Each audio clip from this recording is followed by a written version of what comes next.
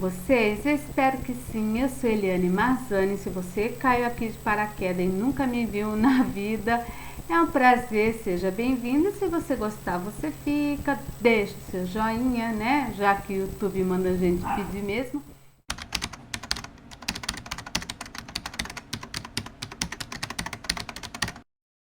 Hoje, uma vida de privação, de sofrimento, de angústia, de dificuldade, de dor, é uma prova de que nós estamos ou em pecado, ou que Deus não gosta de nós. Porque se você for de Deus, e Deus amar você, e se tiver tudo bem entre você e Deus, você vai ser bonito, rico, alegre, vai arrumar um casamento, vai ter um emprego, um carro do ano, e assim por diante. Paulo não se encaixa nisso, porque se fôssemos medir o amor de Deus pelo apóstolo Paulo, segundo os termos de hoje, Deus certamente devia ter muita raiva dele.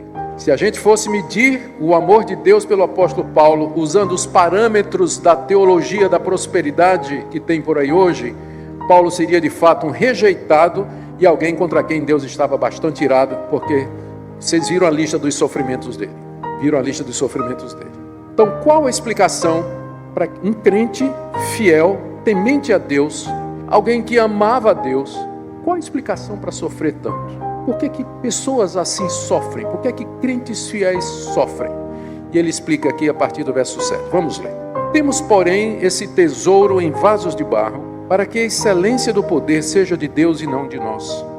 Em tudo somos atribulados, porém não angustiados, perplexos, porém não desanimados, perseguidos, porém não desamparados, abatidos, porém não destruídos, levando sempre no corpo o morrer de Jesus, para que também a sua vida se manifeste em nosso corpo.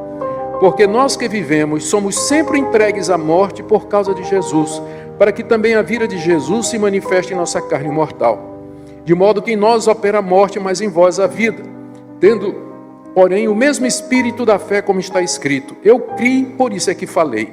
Também nós cremos, por isso também falamos, sabendo que aquele que ressuscitou o Senhor Jesus, também nos ressuscitará com Jesus e nos apresentará convosco. Porque todas as coisas existem por amor de vós, para que a graça, multiplicando-se, torne abundantes as ações de graças por meio de muitos, para a glória de Deus. Aqui, em resumo, Paulo está dizendo que a razão pela qual Deus o faz sofrer é para quebrar a sua autossuficiência, quebrar a sua autoconfiança, tornar Paulo totalmente dependente de Cristo, para que a vida de Cristo se manifeste na vida dele. A vida de Cristo não pode se manifestar na vida de Paulo sem que Paulo primeiro morra. E para que Paulo morra, são necessários os sofrimentos, as privações e as contrariedades para quebrar o seu orgulho, quebrar a confiança nele mesmo e despertar uma confiança plena em Deus. E aqui Paulo apela para uma analogia, que é a analogia do vaso de barro, que é como ele começa no verso 7. Nós temos esse tesouro em vasos de barro. O tesouro a que Paulo se refere é o verso anterior, quando ele fala do conhecimento de Deus na face de Cristo, o Evangelho. O Evangelho é o tesouro.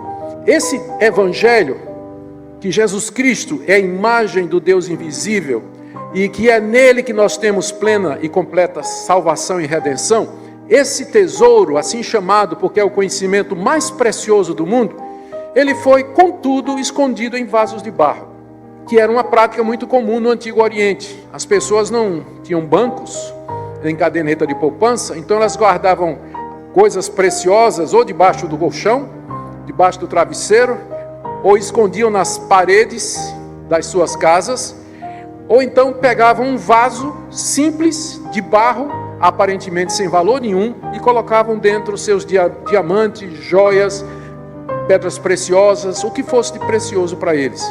Olhando de fora, era um vaso sem valor nenhum, um vaso de barro, usado para qualquer outra coisa. Mas dentro ele continha um tesouro precioso. Para que aquele tesouro aparecesse, era preciso que o vaso fosse quebrado, para que a preciosidade que ele escondia pudesse ser revelada em plena luz. Paulo se vê como esse vaso de barro. Eu sou um vaso de barro. E o conhecimento do Evangelho está entesourado dentro de mim. Deus me deu essa revelação, esse conhecimento de quem é Jesus. Mas eu só posso, essa verdade só pode ser transmitida e aparecer a outras pessoas se eu sair do caminho. Eu tenho que sair do caminho, eu tenho que ser quebrado, o vaso tem que ser quebrado para que Cristo apareça. Essa é a razão da quebradeira que Deus promovia na vida do apóstolo Paulo, como ele diz aqui. Temos, porém, esse tesouro que é o Evangelho, em vasos de barro, que é a nossa constituição como humanos, é a nossa humanidade, para que a excelência seja de Deus, a excelência do poder seja de Deus e não de nós. Para que fique claro que o poder é de Deus e não da habilidade de Paulo, da sua inteligência, da sua força, da sua capacidade. Deus resolveu fazer assim para que a glória fosse dele. O que Deus resolveu fazer foi pegar o conhecimento mais precioso do universo e esconder em pessoas como vocês e eu, que precisam ser quebrados todo dia para que essa verdade transpareça. Essa é a razão pela qual Deus submetiu o apóstolo Paulo a todos aqueles sofrimentos, a toda aquela quebradeira. E essa é a razão pela qual também ele continua hoje submetendo à quebradeira homens e mulheres fiéis, que creem e temem a Deus e querem servi-lo. Porque enquanto nós confiarmos em nós mesmos, enquanto nós quisermos aparecer e ter o primeiro lugar, esse tesouro não vai aparecer. Para que fique claro que a excelência do poder é de Deus, o vaso tem que ser quebrado. De que maneira Deus faz isso? Nos versos seguintes, de 8 a 9, Paulo faz 4 contrastes aqui, para mostrar de que maneira fica evidente que o poder do Evangelho para salvar é de Deus e não dos homens. Veja só, verso 8. Em tudo nós somos atribulados, porém não angustiados.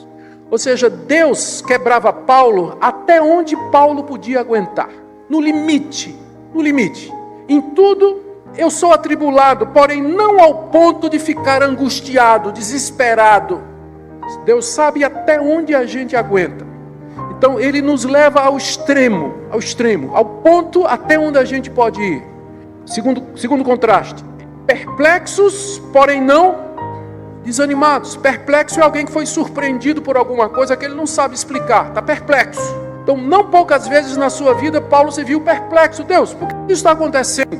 Por que essa dificuldade? Por que essa porta não se abre? Me parece tão óbvio que o melhor caminho era por aqui. As coisas não aconteciam sempre como Paulo queria, e ele ficava perplexo, porém não desanimado. Deus não deixava que ele ficasse perplexo ao ponto de dizer assim: eu desisto. Não adianta servir esse Deus, eu não compreendo esse Deus, eu não entendo a razão das coisas. A perplexidade não levava ao desânimo, porque Deus o sustentava, Deus o segurava. Terceiro, verso 9: perseguidos, porém não desamparados. Deus permitia perseguição na vida de Paulo, perseguição feroz, violenta, cruel. Não só abusos morais, mas perseguição física mesmo. Vocês viram na lista, chicotadas, varadas que ele passou. Porém, apesar de perseguidos, ele não era desamparado, como por exemplo lá na prisão de Filipos, quando ele estava lá com Silas, depois de ter sido chicoteado, recebido varadas nas costas, estavam lá na prisão. De noite eles estavam cantando e louvando a Deus, e Deus respondeu trazendo liberdade através de um terremoto e de um carcereiro que se converte naquela noite. Perseguido, porém não desamparado. Deus permitia perseguição na vida dele, mas não ao ponto em que Paulo dizia assim: estou completamente desamparado, não estou sentindo a presença de Deus, não estou sentindo nada da parte de Deus, porque Deus só deixava a perseguição ir até um ponto, porque ele sabia que se fosse mais um pouco, até Paulo não ia aguentar, nem eu e nem você. Por isso que a Bíblia diz: não vos veio provação que não fosse humana. Deus não permitirá que sejais provados além do que podeis suportar. E juntamente com a provação ou a tentação, Ele dará o escape para que vocês possam aguentar. Então era nisso que a excelência do poder se media. Última coisa, verso 9: abatidos, porém não destruídos. Paulo ficou abatido muitas vezes. Quem é que não ficaria diante daquela lista?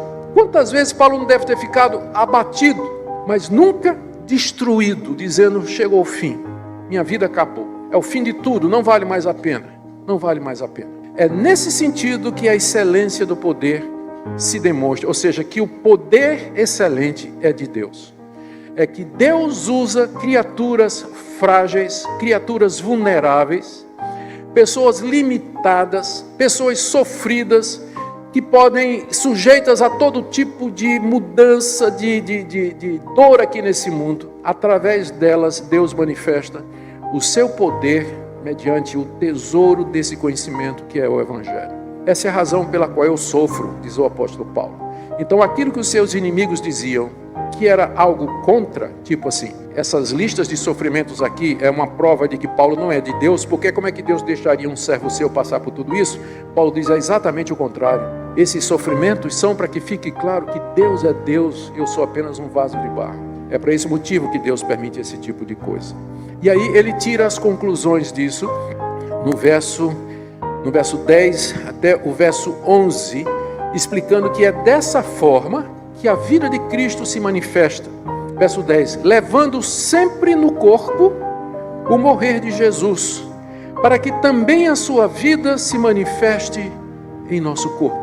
Levando sempre no nosso corpo o morrer de Jesus. Jesus morreu na cruz para que nós tivéssemos vida. Da mesma forma, os seus seguidores têm que morrer para que outros tenham vida.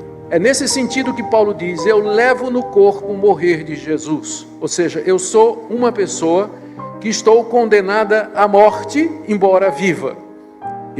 Nós que vivemos, né, levamos no corpo o morrer de Jesus.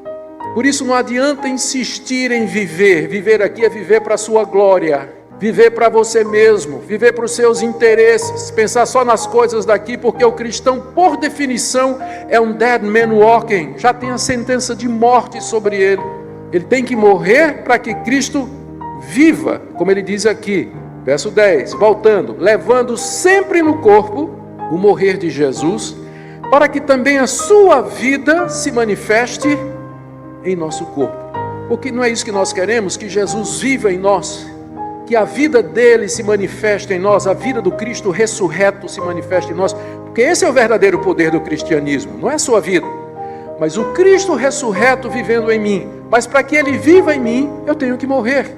Não mais eu, disse Paulo, mas Cristo vive em mim. Para que Cristo possa viver em mim, eu tenho que morrer. É isso que Paulo está dizendo aqui. Nós temos que morrer para que Cristo possa viver. Verso 11, nós que vivemos, somos sempre entregues à morte por causa de Jesus, para que também a vida de Jesus se manifeste em nossa carne mortal. Olha a conclusão de Paulo no verso 12. De modo que em nós, aqui ele está falando como pastor, em nós pastores, ministros, pregadores do Evangelho, em nós opera a morte, mas em vós, ovelhas, discípulos, crentes, opera a vida. Ou seja, pastor tem que morrer, pregador tem que morrer, para que o rebanho viva. E é por isso que eu estou sofrendo, diz o apóstolo Paulo.